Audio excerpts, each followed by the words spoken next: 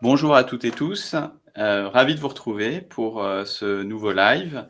Un live qui est, donc, consacré à, l'accompagnement, de la collecte en ligne, des fondations sous égide et on aura le plaisir d'avoir le témoignage de Joseph Roland, l'ancien responsable relations donateurs et alumni de la fondation de l'École Polytechnique. Bonjour Joseph. Bonjour Alexandre. Alors, comme, de coutume, ces lives donc sont l'occasion, de partage, d'expériences, de retours, sur, des bonnes pratiques et sont proposés tous les mois, par, GiveExpert donc, qui est, une application, de collecte de dons, application de gestion de modules, de collecte de dons plus précisément, qui est utilisée, par, plus de 200 organisations et en particulier par, la Fondation Polytechnique qu'on remercie, à cette occasion. Et donc sans plus attendre, je vais, passer, la main, à Joseph qui va, vous présenter, son organisation, la manière, dont il a fonctionné pour accompagner les fondations sous égide. Et puis, il y aura un petit moment de démo, sur, concrètement, comment il a configuré tout ça, dans GiveExpert. Et également, je vous précise que vous avez, la colonne de droite dans laquelle vous pouvez mettre des commentaires pour, tous ceux et toutes celles qui regardent ce live sur, LinkedIn. Et ces commentaires sont, vous pouvez lui poser des questions et on sera ravis, de consacrer un moment d'échange avec, Joseph et de répondre, à ces questions en fin de présentation. Donc bonjour à toutes et à tous. Alors tout d'abord, je tiens à remercier. C'est un cas assez rare de participer à un webinaire alors qu'on a changé de structure. Mais je tiens donc à remercier évidemment toute l'équipe de la Fondation de l'École Polytechnique et puis toute cette nouvelle équipe de l'École centrale de Lyon. Il se trouve que je m'étais engagé à faire ce webinaire à l'époque où j'étais encore en poste, donc avec la bénédiction et évidemment aujourd'hui je suis sur d'autres sujets à Lyon, mais donc pour le cadre, pour préciser dans quel contexte je fais ce témoignage, je vais revenir sur la structure de la Fondation de l'École Polytechnique qui a été créée par décret en 1987 et donc dans une fondation reconnue d'utilité publique. Elle a été créée comme bien d'autres fondations dans l'enseignement supérieur et de la recherche pour soutenir la stratégie de l'École Polytechnique, sa stratégie de développement. Voilà. Et donc, il y a eu 30 années de collecte. Il s'est passé plein de choses, évidemment, sur le plateau de Saclay pendant ces 30 années. Une espèce de feuilleton que les gens connaissent peut-être. Enfin, je ne vais pas rentrer dans le détail, mais toujours dire qu'il y a eu plein de projets d'alliance qui ont abouti en 2019 à la création de l'Institut Polytechnique de Paris, qui en fait est un regroupement de grandes écoles d'ingénieurs du plateau de Saclay qui sont vraiment toutes à un jet de pierre aujourd'hui de l'école polytechnique, et dans lequel on retrouve l'ENSTA, l'ENSAE et l'ENSAI, et Télécom Paris et Télécom Sud Paris. Et donc, toutes ces écoles sont aujourd'hui regroupées sous le nom et la structure de l'Institut Polytechnique de Paris. Et il se trouve que la fondation de l'École Polytechnique, qui avait le plus d'ancienneté, alors évidemment, je mets un petit peu à part la fondation Mines Télécom, qui a quasiment autant d'ancienneté que la fondation de l'X, mais qui a un cas un peu plus complexe parce qu'il y a des écoles qui ne sont pas dans l'Institut Polytechnique de Paris pour l'instant. Donc voilà, la fondation avait une ancienneté et a évolué dans ses statuts en 2020 pour devenir fondation abritante. Donc c'était tout nouveau. Et pour accueillir finalement la fondation de l'ENSAE qui arrive en 2021, puis la fondation de l'ENSTA qui arrive en 2022 et qui du coup débutent leur activité de collecte. Voilà. Donc évidemment, ce qui fait le lien entre ces fondations abritées et abritantes, c'est la proximité du plateau de Saclay, l'initiative évidemment de l'Institut Polytechnique de Paris, et puis plus globalement le domaine d'intervention commun qui est le SR. Voilà. À savoir mettre en œuvre une collecte auprès des alumni pour financer tout ce que les grandes écoles financent, à savoir des programmes de bourse, des projets de recherche, recrutement d'enseignants et toutes sortes de projets pour favoriser la diversité. Mais voilà, on peut imaginer toute chaque école a son projet. Donc, je me suis proposé de faire un petit rappel des différentes structures juridiques. C'est intéressant. Donc, la Fondation d'école polytechnique est une fondation d'utilité publique. C'est drôle, elle a été créée en 87, la même année que le statut. Donc, il n'y a pas eu ça a été tout de suite. Pour créer une fondation d'utilité publique, eh ben, c'est assez contraignant finalement.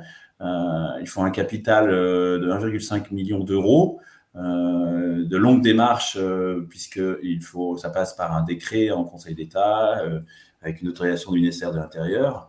Une fondation d'utilité publique est donc une personne morale reconnue d'utilité publique qui va attribuer des biens, droits et des ressources à la réalisation d'une œuvre d'intérêt général et à but non lucratif. Donc, voilà, c'est un peu compliqué quand même de se lancer, de monter en tout cas une fondation d'utilité publique. C'est pourquoi, au dernier décompte de l'Observatoire de la philanthropie en 2020, il y avait 659 fondations d'utilité publique enregistrées depuis la création de ce statut en 87. Si on regarde juste en dessous, fondation sous égide ou abritée, c'est un type de structure bien plus récent, puisque la loi de création de ces fondations sous égide date de 2010, et on a déjà à ce jour 1458. Alors pourquoi ? Eh bien, tout simplement parce que, évidemment, c'est plus simple. Voilà, finalement, ça va être régi en grande partie par la convention qui va lier la fondation sous égide ou abritée à la fondation abritante. L'apport est plus modeste. Alors là, j'ai pris l'exemple de la Fondation de France, voilà, grosso modo, qu'il faut 200 000 euros sur 5 ans, donc 40 000 euros par an.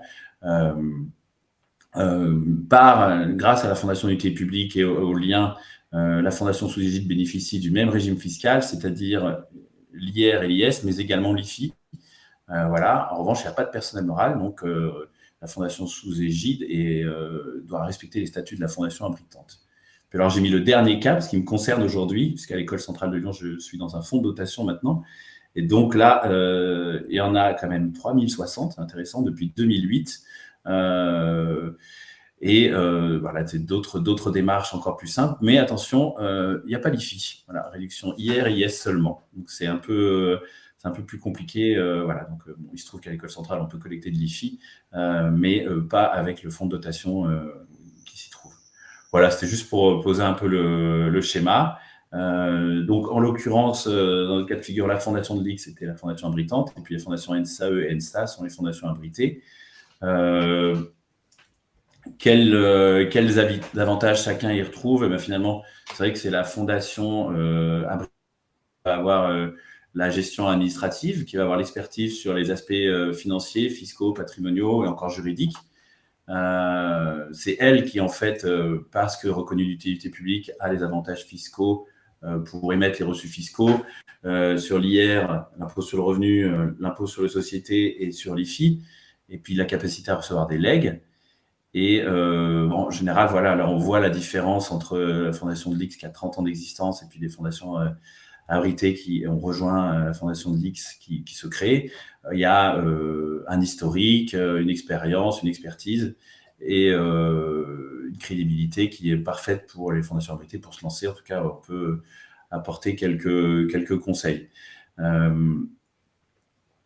Pour la fondation abritée, l'avantage, c'est qu'évidemment, on bénéficie de l'expertise de la fondation abritante. Les frais de structure sont mutualisés. Bénéficie de la réputation et de l'expertise, c'est ce que je viens de dire. La démarche de création est simplifiée, c'est quand même un peu long, mais c'est bien différent de ce qu'il faut faire quand on crée une fondation abritante. Et donc, le contact entre les deux, les règles vont être définies par une convention qui va clarifier les missions de la fondation abritée et qui va définir un peu voilà, toutes les règles du jeu, donc les frais de gestion en fonction des missions qui seront opérées, qui va préciser le rôle du comité de gestion chargé de piloter la fondation abritée, et puis les champs d'intervention communs. Donc voilà. Alors, pour revenir sur l'accompagnement et mon rôle dans tout ça, ça a été surtout d'accompagner ces fondations dans la création de leurs outils, de leurs templates, pour qu'elles puissent se lancer dans la collecte CB directement, et aussi de voir la réflexion de leur intégration dans tous nos systèmes d'information à la Fondation d'École Polytechnique, mais également un peu, pas assez malheureusement, mais un tout petit peu quand même d'accompagnement sur comment on initie la relation donateur. Alors, j'ai fait un petit rappel de comment se fait la collecte, en tout cas, moi, dans mon poste de responsable des relations donateurs à la Fondation de l'X, un peu le b.a.-ba de pourquoi on collecte. C'est vrai qu'une fondation dans une grande école a un public forcément à 95% constitué d'anciens. Évidemment, on compte aussi sur les parents, sur les profs parfois, sur les amis d'anciens profs ou des prestataires ou des gens qui sont liés sentimentalement ou liés par leur passé professionnel à l'école. Mais globalement, on collecte quand même beaucoup auprès des anciens. Pourquoi ? Pour soutenir les projets, ce que je disais tout à l'heure, on peut offrir des bourses d'études, on peut soutenir la recherche, renforcer l'attractivité internationale de l'école. Il faut savoir qu'il y a quand même une course au classement. Les écoles cherchent à avoir de bonnes places dans les classements et ça se passe par un renforcement de l'attractivité internationale. L'amélioration des infrastructures, il y a aussi, c'est pas évident, mais il y a des écoles qui construisent des nouveaux bâtiments, qui ont besoin de financement, qui parfois d'ailleurs proposent des programmes de naming sur ces nouveaux bâtiments. D'autres sont en travaux pour reconstruire de l'ancien ou faire des rénovations. Promouvoir un programme de diversité, là je pense évidemment au super programme de diversité d'école polytechnique piloté et mené par le pôle diversité et réussite, qui a un grand nombre d'actions toute l'année pour aider à briser le plafond de verre et à mettre à favoriser l'envie d'aller vers les matières scientifiques dans les lycées. Et puis l'encouragement à l'innovation, à l'esprit d'entrepreneuriat. Alors, comment on collecte auprès des anciens ? Je crois que le principal moteur, c'est le sentiment de reconnaissance, d'appartenance à une école, ce que les anglo-saxons appellent le give back. Il y a des progrès à faire en France sur ce sujet-là, mais l'idée, c'est que quand on interroge des gens qui sont donateurs de ces fondations d'enseignement supérieur et de la recherche, en général, la première chose qui arrive, c'est que on espère rendre un peu de ce qu'on a reçu. Donc, ça illustre bien le give back. Et évidemment, d'une école à l'autre, le sentiment d'appartenance varie. Dans une même école, on va rencontrer des anciens qui sont hyper émus, hyper attachés à leur école et qui ont envie de rendre et qui s'impliquent, qui s'intéressent à la stratégie. D'autres qui estiment que l'école était un passage à un moment, mais que il n'y a pas forcément que l'école a été... si on a réussi concours et ses années d'études, c'est d'abord grâce à son mérite propre. Donc là-dessus, il y a peut-être une petite différence avec l'état d'esprit des anglo-saxons, où là, vraiment, les gens sont attachés à faire des dons dès la sortie, et à une reconnaissance peut-être plus forte. Mais en tout cas, le principal levier, c'est celui-là. Après, évidemment, c'est génial d'avoir plusieurs projets pour on va dire, il y a toutes sortes de goûts, c'est simple. Il y a des gens qui vont être très sensibles au projet de recherche d'une école, qui vont flécher leur nom vers ces projets de recherche, d'autres qui vont être très sensibles justement au fait que l'école va recruter des élèves à l'international, qui vont se reconnaître dans ces parcours-là. Donc c'est bien d'avoir une pléthore de projets vers lesquels flécher, même si d'expérience, les gens ne flèchent pas nécessairement, sont contents aussi de faire un don en confiance. Mais du coup, j'en arrive aux méthodes de sollicitation. Pour moi, le papier reste encore important parce qu'on a quand même les gens sont attachés à pouvoir revenir sur un courrier posé sur une étagère. Et puis, on a quand même une génération de donateurs qui est en moyenne âgée d'entre 50 et 60 ans. Donc, ils sont contents d'avoir un peu de papier. Néanmoins, évidemment, ces dernières années, les dons en ligne ont pris la tête avec 60% des dons qui sont aujourd'hui effectués par CB, souvent depuis des smartphones. Donc, il faut bien penser à prévoir ça dans les pages d'appel à dons. Et puis, évidemment, on peut aussi lever des fonds à faire des appels à dons pendant des événements. On voit dans toutes les grandes fondations, toutes les écoles, des dîners, des cérémonies de bourse, des événements sportifs qui sont associés à de la levée de fonds. Alors, à quelles occasions collecter ? Alors, je m'excuse tout de suite pour cette présentation. Il est 9h15. Les gens, c'est très tôt. Et elle est un peu, je ne sais pas, des grands talents de mise en page ou d'esthétique. Et là, je m'excuse aussi du choix de couleur, parce que je pense qu'il faisait très chaud dans mon bureau quand j'ai choisi ce couleur vanille framboise sur l'IFI et l'IR. L'idée, c'était d'avoir une timeline pour montrer que dans l'année, il y a deux grands temps forts. Le moment de la collecte sur l'impôt sur la fortune immobilière qui vient de se terminer là. Et donc, ça va être, voilà, c'est vraiment les donateurs les plus fortunés. Évidemment, si vous êtes dans une fondation abritée ou dans une fondation abritante, vous pouvez collecter d'IFI. Si vous êtes dans un fonds de dotation, il faudra trouver un autre moyen. Et puis, l'IR, qui est le grand moment de collecte de fin d'année. Donc, voilà, on commence à voir, si vous êtes à Paris, vous allez voir arriver les premières affiches dès le mois d'octobre. Toutes les grandes ONG sont là. Et puis, la collecte se fait au dernier carat, 31 décembre, 23h59. Voilà, beaucoup de dons. Un temps fort pour tous les fundraisers. Et du coup, qu'est-ce qui se passe entre les deux, une période bleue il y a des anniversaires de promotion, toujours cette dynamique. Et puis l'anniversaire de promotion, c'est bien parce que même quelqu'un qui a le sentiment que son école ne doit pas tant que ça, finalement, même ce prospect qui n'est pas vraiment dans le give back, il a quand même des camarades de promotion qui, eux, le sont peut-être et vont l'embarquer pour un événement dans son ancienne école. Et c'est peut-être l'occasion de le capter, cet ancien à ce moment-là. Donc, l'anniversaire de promotion, alors il y a des fondations qui l'ont institutionnalisé dès la remise de diplôme, d'autres pour lesquelles c'est au cas par cas. Il y a des promotions qui sont hyper dynamiques et qui même se réunissent tous les 5 ans et qui font des dons tous les 5 ans, d'autres qui ne souhaitent pas le faire. Voilà, mais en tout cas, c'est quelque chose, il ne faut pas passer à côté de l'anniversaire de promotion. Je pense que ça peut être des vrais moments de levée de fonds assez importants. D'autres opérations spécifiques, alors la remise des diplômes, c'est un peu le premier anniversaire de promotion. L'idée, c'est d'initier, de faire du jeune diplômé un nouveau donateur tout de suite, même si c'est des tout petits dons, avec le projet que, avec les années, les dons vont monter en puissance et puis voilà, on installe une relation toujours plus facile de cultiver ces jeunes donateurs qui vont devenir peut-être des grands donateurs que de repartir à zéro 10 ou 20 ans plus tard. Des actions de solidarité ponctuelles, là on en a eu plein dans l'enseignement supérieur et la recherche ces dernières années, avec le Covid notamment. C'est vrai que ce moment-là de mars 2020, il a fallu réfléchir à ce qu'on pourrait mettre en avant. Tout était un peu arrêté et il se trouve qu'on a, je crois, dans à peu près dans un grand nombre d'établissements, il y a eu un peu ça a été un peu la catastrophe sur les stages, des étudiants qui se sont retrouvés coincés entre deux pays, qui n'avaient plus de ressources. Donc il y a eu pas mal d'appels à dons pour aider les étudiants, surtout les étudiants internationaux et donc des actions de solidarité ponctuelles qui peuvent se monter à ce moment-là. On en a eu d'autres, mais on peut avoir des actions pour répondre à des urgences de l'école ou des urgences internationales. Le Giving Tuesday, qui justement fait suite au Black Friday, qui est la grande journée de la générosité.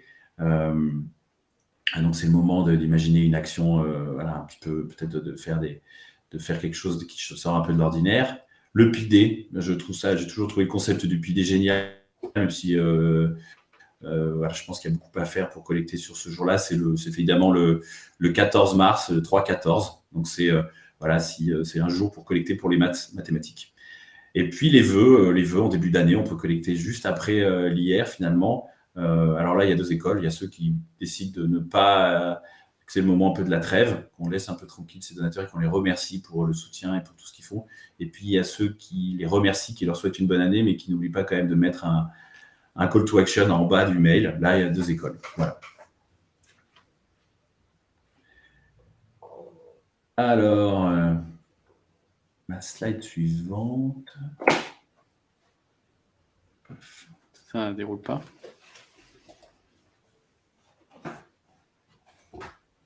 Ça y est. Alors voilà, là c'était sur une slide pour expliquer comment, du point de vue opérationnel, ça va se passer entre la fondation abritante et la fondation abritée. Qu'est-ce qui va être utilisé, comment on va intégrer la fondation abritée. Grosso modo, c'est vrai qu'il est très important que la fondation abritée soit visible sur les pages et les contenus de la fondation abritante, qu'on trouve son logo, qu'on trouve un résumé, une présentation. Voilà, pour vraiment officialiser le lien qu'il y a entre les deux. Et puis un renvoi vers évidemment toutes les pages officielles, le site officiel, et puis page de collecte de dons, le call to action.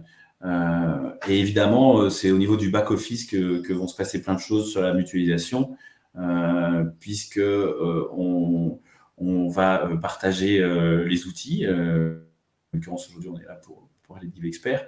L'outil de collecte CB, donc je vous rappelais que c'est quand même 60%, 70% peut-être maintenant aujourd'hui de ce qui est levé. Les outils CRM. Alors après, là, tout est possible, hein, tout est dans la convention, mais on peut imaginer un partage aussi de l'outil base de données, et non pas de la base de données, mais juste de l'outil CRM, et puis même d'outils d'emailing s'il n'est pas intégré dans le CRM. Enfin voilà, en tout cas, il y a une mutualisation des outils. Et évidemment, quand on dit ça, il faut faire attention, parce que qui dit mutualisation des outils ne dit pas mélange des entités. Voilà, il est très important de préciser que quand on a créé ces fondations abritées, on les a créées avec leur propre compte bancaire, avec le suivi comptable qui est effectué par la fondation abritante, mais qui est quand même bien à part. Tout est très étanche. Les URL sont parfois proches, mais il y a toujours l'idée, c'est qu'elles renvoient vers des pages de dons différentes. On peut même ne pas avoir tout à fait les mêmes pages de dons, même si c'est le Give Expert derrière. On peut vraiment personnaliser à fond ces outils. De même, voilà, la petite partie sur les ensembles de messages prédéfinis, c'est-à-dire qu'on va le voir tout de suite après dans le parcours du donateur. Il y a plusieurs choses. Quand quelqu'un fait un don CB, immédiatement après la certification 3D Sécu, il reçoit un pop-up qui lui indique que la transaction s'est bien passée, ou qui, s'il n'est pas allé au bout, lui envoie une formulaire de promesse de don, ou lui indique qu'il y a eu un abandon ou un échec, voilà. Ou alors il y a tout le cercle vertueux qui se met en place du don avec le remerciement qui va suivre le don CB. Mais en tout cas, il y a un ensemble de messages qui vont être évidemment à la main de la Fondation Abritée, avec son logo, la mise en avant de sa gouvernance. Le signataire, ça va être certainement son délégué général ou le directeur de l'établissement, avec évidemment le personnel de l'établissement de la Fondation Abritée en copie, voire tout est très personnalisé. Et puis, dans le CRM, on va retrouver les données des deux entités, mais on va veiller à scinder ces bases de données dès l'entrée, dès que le don est effectué. Dans notre cas de figure, à nous, par exemple, à la Fondation de l'École Polytechnique, il peut y avoir des anciens DIX, beaucoup, qui vont choisir en 4e année comme école d'application l'ENSTA. Donc, on peut avoir théoriquement des donateurs qui soient communs. Donc, il est très important de savoir quelle elle est passée et qu'il n'y ait pas de confusion et que tout soit très étanche. Et donc là, pour être en conformité, alors voilà, évidemment, en plus, il y a les questions de RGPD, mais donc tout ça, c'est des choses qui se mettent en place avec les prestataires pour le CRM dès le début, qui doit être pensé, et donc avec des autorisations d'accès à des informations. Évidemment, le secrétariat général de la comptabilité doivent pouvoir voir les fondations abritantes comme abritées. Et puis, par contre, ceux qui sont en charge de la collecte de fonds, qui font les exports pour solliciter les donateurs, eux doivent n'avoir accès qu'à leurs donateurs propres. Et alors, on en arrive au parcours du donateur en ligne. Donc, j'étais déjà un peu dessus. Donc, voilà, tout commence avec le formulaire de don. Alors, ils sont très... on peut vraiment les personnaliser. C'est-à-dire qu'il va y avoir évidemment le formulaire de base avec l'entité graphique et puis la possibilité de choisir le montant, 50, 200, 1000 euros, un don ponctuel, un don mensualisé, de le flécher vers un projet précis. Voilà, ça va être l'entrée de page de don de base, celle que vous allez mettre dans la plupart des call to action. Il est également possible de créer un formulaire pour, par exemple, un anniversaire promotion. Vous avez une promotion qui va se réunir dans 3 mois, qui se donne 3 mois pour collecter un objectif de 50 000 euros, qui a décidé que ce don, ils allaient le flécher vers, par exemple, un projet pour la diversité, en faveur de la diversité. Donc, il va y avoir un texte, il va y avoir peut-être des anciens présidents de BDE ou d'associations, des personnes emblématiques de cette promotion qui vont se mettre en avant, qui vont se présenter comme un collectif. Voilà, ils ont leur page de dons bien personnalisée et cette page de dons va renvoyer vers la plateforme de paiement. Le paiement va être encaissé, formulaire 3D Secure, il est validé, on peut imaginer qu'il est validé. L'argent va être fléché via des outils comme PayZen ou Lyra vers le compte de la Fondation Abrité, donc c'est très étanche. On revient sur le formulaire avec le pop-up qui va annoncer que tout s'est bien passé après le 3D Secure. Et tout de suite après, GiveExpert va poursuivre et on va bien avoir ce don fléché de la promo 2005 vers de la diversité qui va arriver dans le back-office GiveExpert avec le nom du donateur et on va pouvoir le suivre et l'intégrer après même dans Odonet. Et puis le reçu fiscal va partir. Les remerciements vont être adaptés aussi. Il va y avoir un remerciement qui va être en lien avec on peut mettre les mêmes signataires, on peut renvoyer au projet, on peut même y mettre on peut faire à peu près ce qu'on veut. Et voilà à peu près le parcours du donateur en ligne.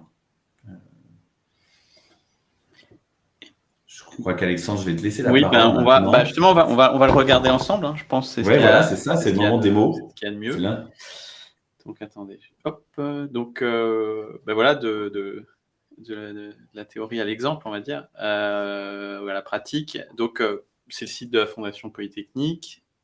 Si je fais un don, j'arrive donc sur le formulaire de la Fondation de l'école, qui a donc un design qui lui est spécifique.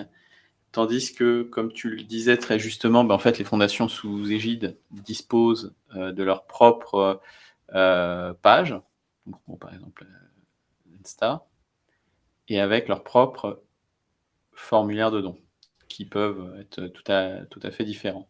De la même manière, on va avoir des structures qui vont directement communiquer sur leur propre site. Donc typiquement, là, on est sur le site de l'ENSAE-NSAI, qui fait partie donc de l'Institut Polytechnique de Paris. Donc, ils présentent leur fondation et puis ils renvoient vers le formulaire de don de leur fondation sous égide donc de la Fondation de l'École Polytechnique, le même formulaire au fond auquel on aurait pu accéder depuis ici. Puis leur page sur le site de la Fondation Polytechnique. Voilà, ça c'est pour montrer, illustrer ce que tu disais, Joseph, sur les parcours différenciés, les modes de soutien qui peuvent être aussi différenciés. Éventuellement, certaines structures vont gérer du don régulier, d'autres, si elles le souhaitent pas, géreront que du don ponctuel. Enfin voilà, il y a vraiment différentes possibilités. Maintenant, concrètement, en termes d'organisation, comment ça fonctionne?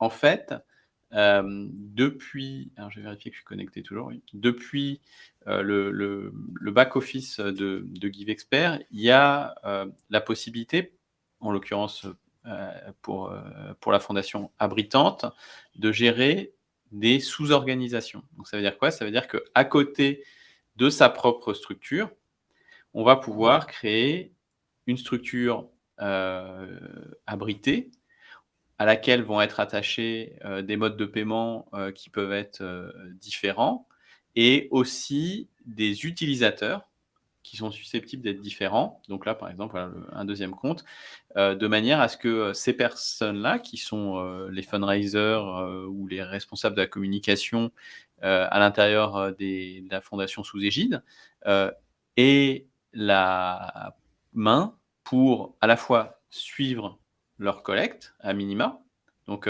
suivre leur collecte, donc voir la liste, les dons qui ont été réalisés, et puis si on en décide ainsi, carrément ajouter des formulaires de dons, des formulaires d'inscription, donc ce qui leur permet de gérer de manière par exemple autonome les inscriptions à une soirée de gala, quoi. Ils ont la main pour le faire de leur côté. ils sont pas obligés de repasser par, la fondation pour avoir la liste des inscrits, enfin tous ces éléments qui leur permettent de s'organiser. Ce que disait aussi, tout à l'heure, Joseph, c'est que ce qui est important, c'est, de pouvoir facilement partir d'un formulaire type, par exemple, celui-là, et puis de le décliner pour, la sous-organisation. Donc, en tant que super admin, si je puis dire, enfin administrateur en tout cas, de la fondation abritante. Je peux donc, partir, de ce formulaire-là. Je vais l'appeler sous-org, ça sera simple. Lui donner le rattacher à ma sous-organisation et puis, y choisir les méthodes de paiement, qui me paraissent pertinentes pour cette structure-là, notamment s'il a son propre compte, l'IRA Collect, faire en sorte que les paiements arrivent directement vers ce compte-là, pour que ça soit crédité directement sur son compte bancaire sans transiter par, le compte, de la fondation abritante.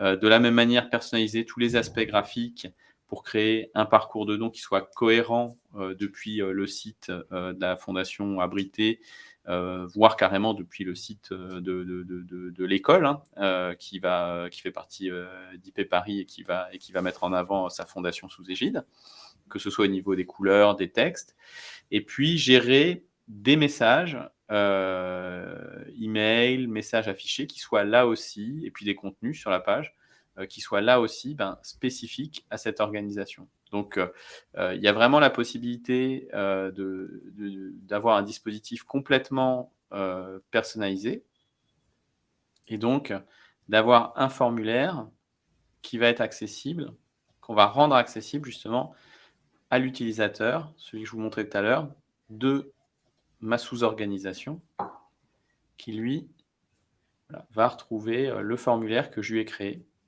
va pouvoir, suivre, la collecte sur ce formulaire. Typiquement, si je fais un petit don de 50 € et que je donne par CB. Bon là, c'est un mode test, hein, donc c'est facile.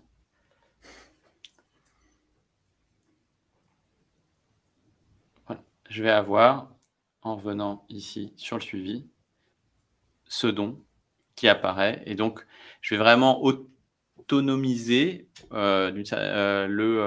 les équipes de la fondation sous égide, tout en créant les silos qui sont nécessaires, hein, bien sûr, notamment par rapport, au RGPD pour que les donateurs rattachés à une, sous-organisation, le soient de manière, bien distincte et c'est aussi ce qui va se passer au niveau de la synchronisation, avec le CRM.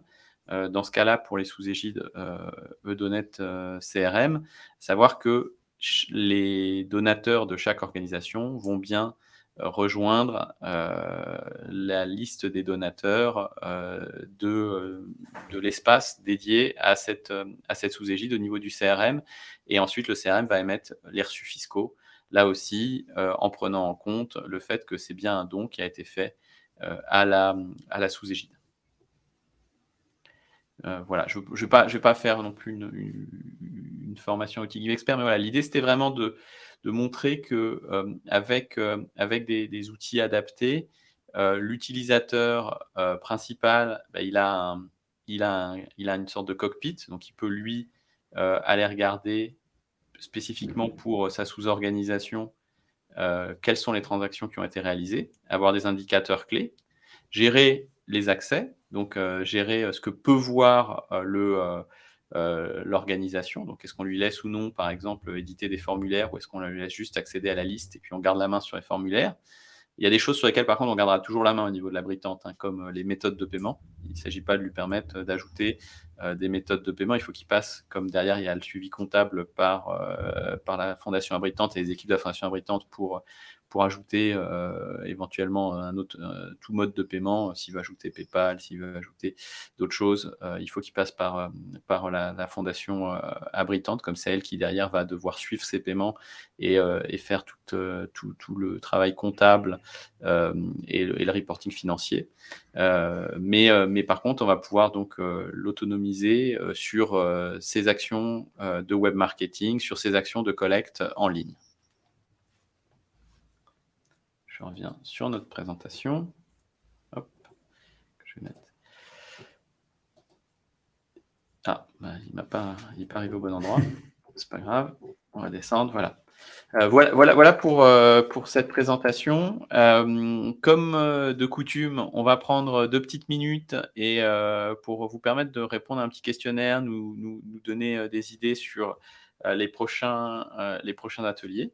Sachant que le prochain live aura lieu le 4 juillet et sera consacré au RGPD, ce qui est assez cocasse, vu que le RGPD, on essaie notamment de l'imposer aux États-Unis, en tout cas dans la gestion des GAFA, de l'organiser le jour de l'indépendance américaine, mais nous, on a décidé de le faire.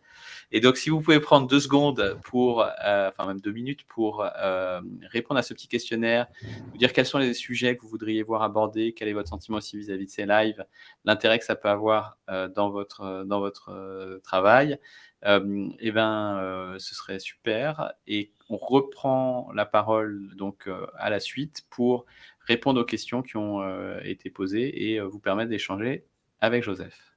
Merci beaucoup.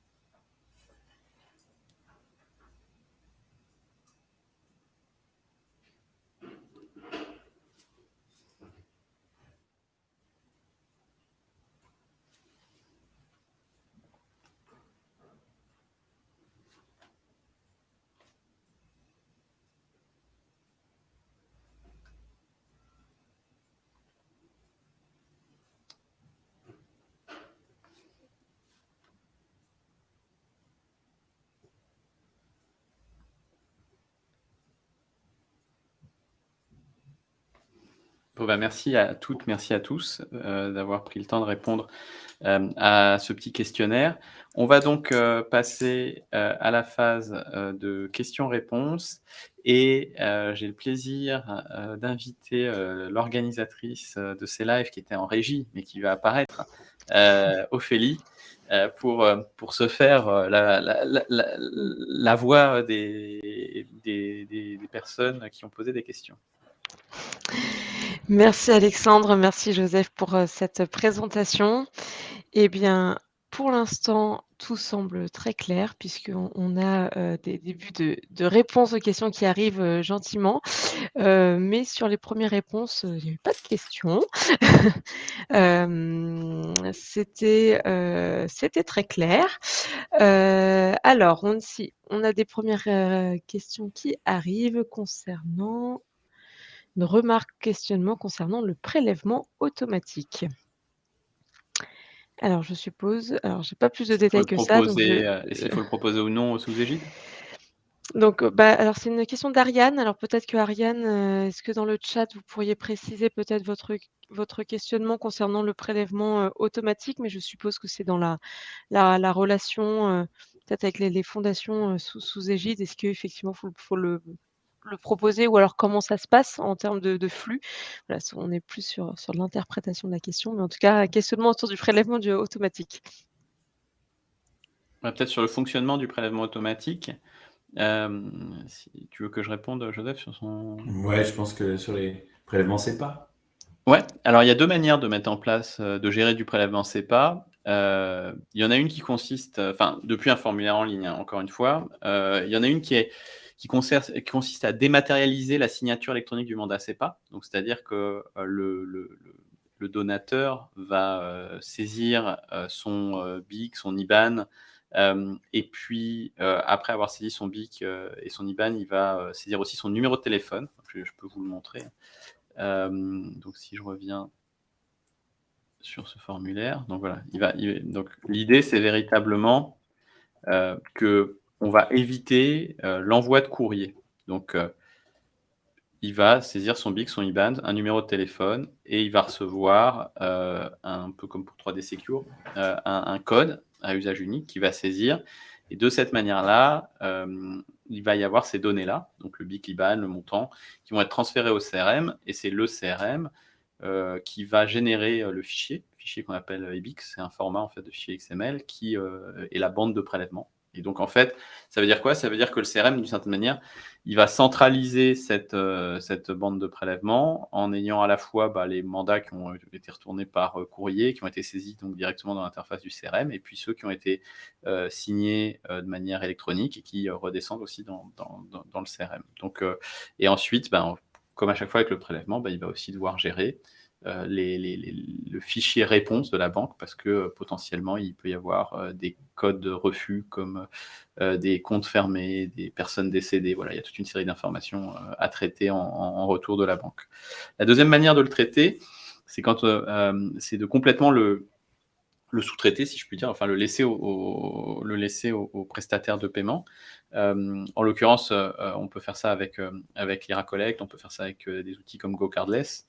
Donc ça veut dire quoi? Ça veut dire qu'en fait, on arrive sur une interface, donc différente de celle-là, du prestataire de paiement, sur laquelle on va saisir son BIC, son IBAN. Et puis cette fois-ci, en fait, il va y avoir une règle de prélèvement, un peu comme pour les cartes bancaires, qui va s'installer.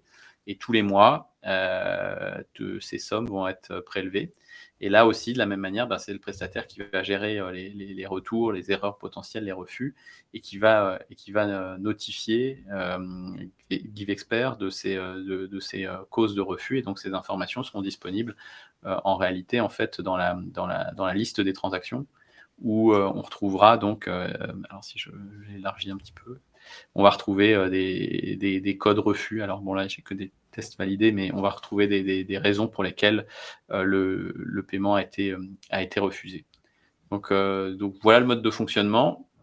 De mon point de vue, il n'y a rien qui s'oppose au fait de l'utiliser pour une sous-égide, parce qu'à partir du moment où l'outil CRM le permet, et indépendamment de l'outil CRM, si on l'utilise directement sur la solution de paiement, ça fonctionnera.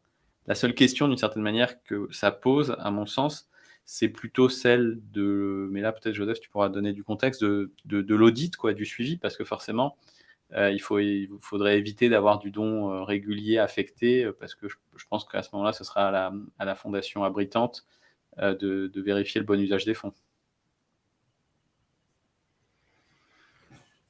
Oui, c'est ça. Je pense qu'il faut sur ces prélèvements, il faut que ça soit, il faut que ça rentre. Il faut pas que ça, évidemment, si c'est fléché, c'est toujours pareil. Si le prélèvement n'est pas fléché, il y a pas de problème.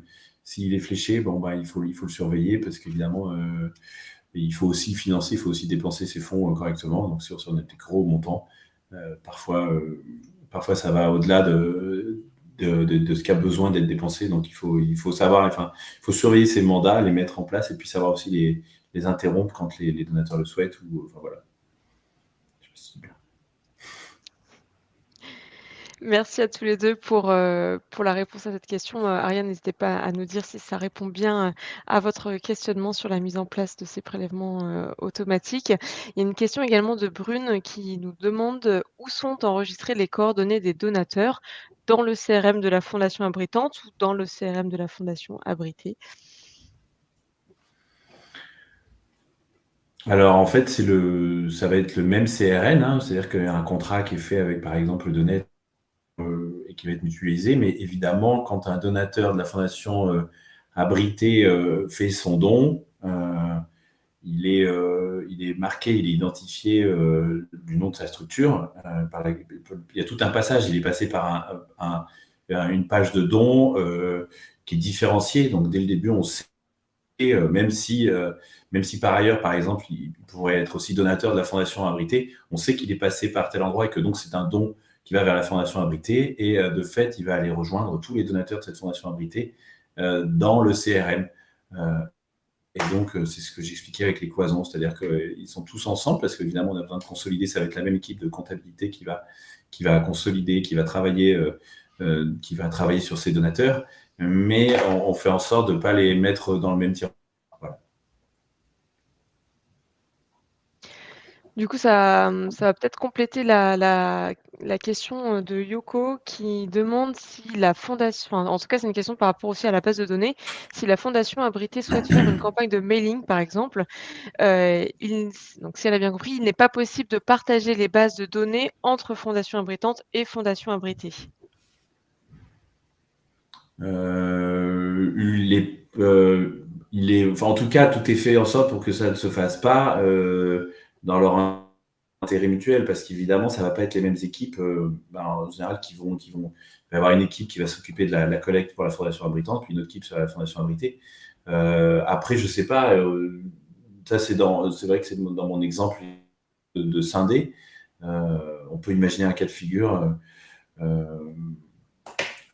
Alexandre, je sais pas, enfin, je vois pas trop, enfin, en tout cas, techniquement, c'est faisable, mais est-ce que c'est souhaitable? Ça, je ne sais pas. Et puis, il y a la question de la RGPD, quand même, à se poser. C'est vrai qu'un donateur qui a donné pour la fondation abritée n'a pas forcément envie d'être retouché par la fondation abritante et inversement.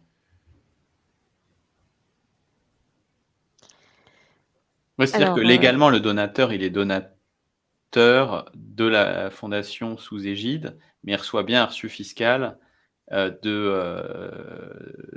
le nom de la fondation abritante apparaît. Donc, à mon sens, il n'y a pas forcément de contrainte légale qui empêcherait la fondation abritante d'écrire, voire de solliciter le donateur de la sous-égide. Mais par contre, j'imagine que dans les contrats, les conventions qui sont passées, la plupart l'abritante se l'interdit, quoi. Sauf pour les donateurs qui sont communs, quoi. Après, ouais. Oui, voilà, c'est ça, les donateurs communs. Ouais, bon, puis on peut imaginer peut-être j'imagine que la Fondation de France peut communiquer à toutes ces fondations abritées au moment du Giving Tuesday. Après, j'imagine, voilà, c'est exactement comme tu l'as dit, dans la convention au début que ça va être précisé. Et puis sous forme d'opt-in ou d'opt-out, au moment, on peut imaginer ce genre de choses. Mais encore une fois, voilà, ça doit être encadré dès le début, quoi. Ariane a une question complémentaire sur comment mutualiser une base NetAnswer d'alumni et un CRM eDonet des donateurs, parmi lesquels 90% d'alumni. Nous avons un vrai champ de réflexion sur le sujet et j'ignore si vous avez déjà une expérience sur le sujet. On doublonne actuellement une part du travail de mise à jour, etc. Question de mutualisation de la base de données, je suppose, entre la base NetAnswer Alumni et le CRM. C'est très spécifique. On n'est peut-être pas les mieux placés pour répondre, je pense. Toi, tu as déjà eu l'expérience, Joseph? Moi, je sais que NetAnswer sait gérer des sous-organisations. C'est eDonet, déjà, ouais. non? Oui, et il peut gérer des sous-organisations parce qu'il y a des écoles où il gère des clubs ou des choses comme ça. Après, c'est toujours pareil, c'est-à-dire que comme moi j'aurais tendance à dire, il y a souvent pour beaucoup d'écoles un historique, parce qu'avant, les associations des alumni existaient avant qu'elles rejoignent IP Paris, quoi. Donc en effet, ça suppose à un moment donné de réintégrer des données si on veut tout remettre. Alors que c'est vrai que sur la collecte, on partait à part ce que tu citais pour Télécom Paris, on partait de la fondation Mines Télécom, on partait de zéro. Enfin, il n'y avait pas de collecte ou très peu. Et donc, il y avait une montée en compétences aussi sur la collecte digitale qui a permis l'expérience et l'expertise développée au sein de l'école polytechnique pour les autres écoles d'IP Paris. Ce qui est différent. Ce qui est différent, non, mais après, il y a aussi la question, voilà, comme tu le disais, de lien avec les alumni. Si l'association des alumni est complètement scindée avec la structure, la fondation abritée qui va chercher à collecter, pourquoi, à la rigueur, ne pas importer toute sa base de données voilà, si tout est coché au niveau du RGPD, c'est-à-dire que tous les anciens sont OK parce que c'est la même structure finalement. Voilà, il s'agit juste d'intégrer la base de données des anciens complètement. L'exemple qui me vient, moi, serait plutôt, voilà, on va avoir une base des donateurs. Quand il y a 30 ans d'historique, évidemment, il y a beaucoup de donateurs, et quand il y a 6 mois, c'est une petite base. Et tout dépend en fait des accords qu'il y a entre la fondation abritée et les associations alumni. Si déjà elles sont différenciées, s'il y a des accords, des chartes, des choses qui existent entre les deux sur le transfert de données, comment tout ça s'est pensé. Si évidemment l'une et l'autre se confondent, alors là ça devient beaucoup plus simple. Voilà, tout part un peu de là. Et si Alexandre, toi, tu avais un conseil sur qui serait la personne la mieux placée pour répondre à cette question de mutualisation des bases entre NetAnswer et le CRM Donet, vers qui Ariane peut se rapprocher pour Moi, je pense que c'est les équipes, de NetAnswer. Nous, ce qu'on sait aujourd'hui faire à court terme, c'est faire en sorte que quelqu'un qui donne à la fondation sous égide, s'il est aussi alumni et donc que dans NetAnswer, il a un compte, ce don puisse apparaître. Donc ça suppose, comme le disait très justement Joseph, que déjà ce soit une seule et même structure qui chapeaute. Donc c'est le cas quand c'est l'école qui chapeaute les alumni, ou qu'il y ait un accord, une entente sur ce partage d'informations entre l'association des élèves, des anciens élèves, si c'est une association indépendante, et puis l'école qui souvent est à l'initiative pour créer la fondation sous égide. Mais c'est possible. Mais après, c'est vraiment. Je pense qu'il faut qu'on regarde, faut regarder le sujet. Il faut regarder le sujet en plus école par école, parce que malheureusement la relation entre les associations d'anciens élèves et les écoles n'est pas toujours la même et n'est pas toujours simple dans tous les établissements en fonction de l'historique. Donc en fait, je pense qu'il faut regarder école par école. C'est un point. Faut rappeler que les associations des anciens élèves préexistent souvent depuis longtemps aux fondations ou aux fonds de dotation. Et au-delà des adhésions, ont pour certaines aussi développé un financement par une collecte de dons auprès des anciens. Alors certes, pas pour les mêmes ambitions, hein, pas pour le rayonnement de l'école ou la création de chaires de recherche, mais plutôt pour faire vivre la vie du réseau. Mais forcément, par contre, c'est la même cible, c'est les mêmes anciens qui sont sollicités. Donc ça suppose un peu d'entente et d'organisation entre les deux structures. Très bien. Merci à tous les deux d'avoir répondu à l'ensemble des questions qui ont été posées. De toute façon, on a dépassé les 45, donc c'est parfait au niveau du timing. S'il reste des questions qui vous viennent par la suite, de toute façon, il va y avoir le replay qui sera mis en forme, donc vous pourrez accéder au replay de cette de présentation. Et si d'autres questions vous viennent par la suite, Alexandre et Joseph y répondront avec grand plaisir. On transférera, on fera la mise en relation pour pouvoir poser vos questions et avoir une réponse.